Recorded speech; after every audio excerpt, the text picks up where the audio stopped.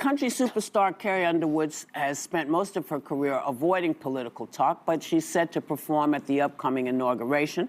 She said in a statement that she's doing it because the country must come together in the spirit of unity and look to the future. And lots of her fans aren't thrilled about it, but lots of her fans are. So let's put this in perspective here. What do y'all think?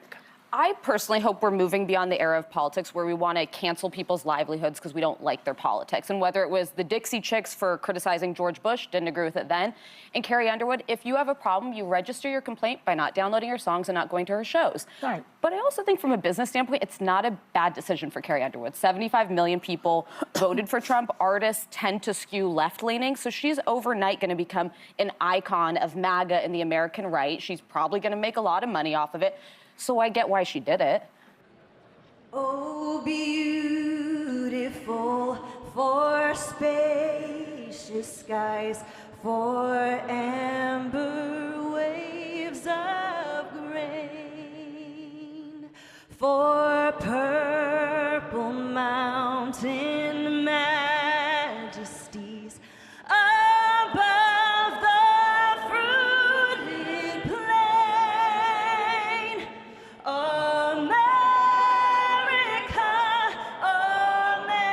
America, God shed his grace on thee and crown thy good with brotherhood from sea to shining sea. The entertainment industry has witnessed its fair share of scandals, but nothing could have prepared Hollywood for the legal storm Carrie Underwood unleashed. What began as a simple performance at a presidential inauguration quickly escalated into a heated controversy, harsh criticism from The View, and ultimately, a billion-dollar lawsuit that shook Disney to its core. How did a country music legend find herself at odds with some of the most powerful names in media? I don't understand how you say you love your country at the same time as you normalize this convicted felon, which I can say now. And why did The View's empire start to crumble? The details are as shocking as they are revealing. Carrie Underwood has always been known for her music, not her politics. With a career built on sheer talent, faith, and hard work, she had consistently avoided controversial debates. However, in a move that no one expected to spark outrage, she was invited to perform America the Beautiful at Donald Trump's second inauguration. It was a prestigious honor, an opportunity many legendary artists had accepted at past inaugurations, regardless of political affiliation. But in today's hyper-divisive climate, The View interpreted her decision not as an artist honoring her country, but as a political statement, and that's when things turned ugly. The morning after the inauguration, The View wasted no time attacking Carrie. The hosts accused her of normalizing hate, aligning with extremists, and even selling out by choosing to perform at the event. The rhetoric was brutal, and the criticism quickly turned personal. Whoopi Goldberg, Joy Behar, and Sunny Hostin took turns portraying Carrie as a traitor to the values of American democracy. They mocked her, questioned her patriotism, and even implied her career was over. According to them, she had effectively blacklisted herself from the industry, all because she chose to sing a song. For years, The View had been known for its controversial takes, but this time, they may have crossed a legal line, and Carrie Underwood wasn't going to take it lying down. At first, Carrie remained silent. She didn't clap back or engage in the drama, choosing instead to focus on her music. But the damage was already done. Social media erupted with calls to cancel her, with hashtags like #CancelCarrie and #CarriesOverParty trending across platforms. Many people believed the false narrative The View had spun, and the backlash had real-world consequences. Concert venues that had once welcomed her began hesitating to book her, and lucrative sponsorship deals started to disappear. It became clear that The View's words had caused tangible harm to Carrie's career, and she decided to fight back. Yeah, you know, and I stand behind her not, because if I believe I have the right. In a bold move, Carrie Underwood hired a powerhouse legal team and filed a defamation lawsuit, not just against The View, but also against Disney, the media giant that owns the show. This wasn't just a symbolic gesture. It was a billion-dollar claim accusing The View of spreading false, malicious information that directly harmed her reputation and career. Disney, unsurprisingly, fought back. Their lawyers argued that the hosts were simply expressing opinions protected under free speech. But Carrie's legal team came prepared. They presented compelling evidence. Clips showing The View host making outright false statements, financial records proving her career had suffered, and, most damning of all, internal emails from ABC executives. These leaked emails revealed a troubling pattern. They showed that The View had a history of launching reckless attacks on public figures without verifying facts. In one email, executives even joked about how they could say whatever they wanted without facing consequences. This revelation flipped the entire case on its head. As the trial unfolded, the industry took notice.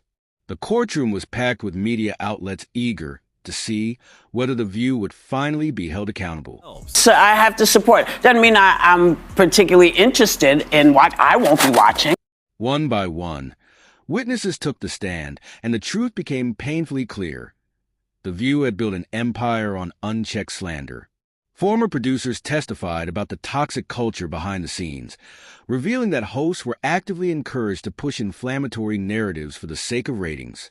Internal communications showed that executives discussed ways to crush celebrities who didn't align with their views. It became evident that this case was no longer just about Carrie Underwood. It was about exposing the darker side of daytime television.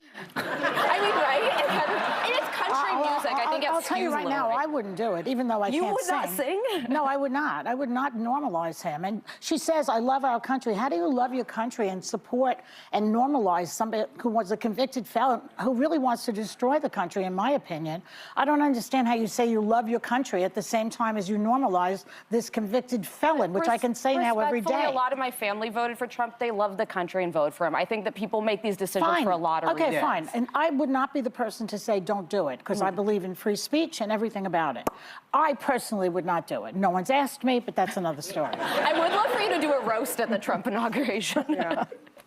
Okay. Oh, no one else had any So thoughts? there we are. No, we've had people like Reba McEntire come on Yes. and say that, she doesn't want to talk about politics. She just wants to sing, she wants to perform, she wants to make people feel good. And I respect that. And then we've had people like Dolly Parton, and I think you asked her, or Are you a maybe, feminist? are you a feminist? And she She said, said, I don't think so. I don't think so. But then you pushed her, and she said, yeah, I guess I am. Well, I said to her, do you believe that women should make the same amount of money as men? Well, I guess I am a feminist. Yeah, and she said, I guess I am a feminist. So I think people feel pretty strongly about it. I think art is art, and you have a right to perform where you want to perform. I agree with you, Joy. I can't sing a lick, but I certainly, and I have not been asked, but if I were asked, it would be a hard no. Well, they wouldn't ask me, so I have no. Right, yeah. They're not asking. Then came the moment no one expected. After weeks of explosive testimony, the jury ruled in favor of Carrie Underwood. The verdict? A jaw-dropping $1 billion in damages. It was an unprecedented ruling that sent shockwaves through the industry. Disney, one of the most powerful entertainment conglomerates in the world, was now on the hook for $1 billion payout. The View, once considered untouchable, had officially become a liability. This ruling wasn't just about compensating Carrie for her losses. It was a statement, a warning shot to every media outlet that thought they could get away with reckless defamation. The fallout was immediate. With the lawsuit settled, rumors began swirling that The View could be canceled entirely. Meanwhile, Disney, facing financial pressure and public backlash, reportedly started cleaning house, firing executives and producers linked to the scandal. As for Carrie Underwood, she emerged stronger than ever. Instead of backing down, she stood her ground and took on one of the biggest media giants in the world and won. Her career, once under siege, has rebounded with remarkable force. Fans have rallied behind her. Concert bookings have returned, and brand deals are once again flooding in. In the end, The View tried to cancel Carrie Underwood, but instead, they ended up canceling themselves. This lawsuit wasn't just a win for Carrie. It was a victory for anyone who believes in holding the media accountable. In an age where misinformation spreads like wildfire, this case sent a clear message. Words have consequences, and if you choose to spread lies, you just might pay the price. What do you think about this billion-dollar lawsuit? Was Carrie Underwood right to fight back? Let's discuss in the comments.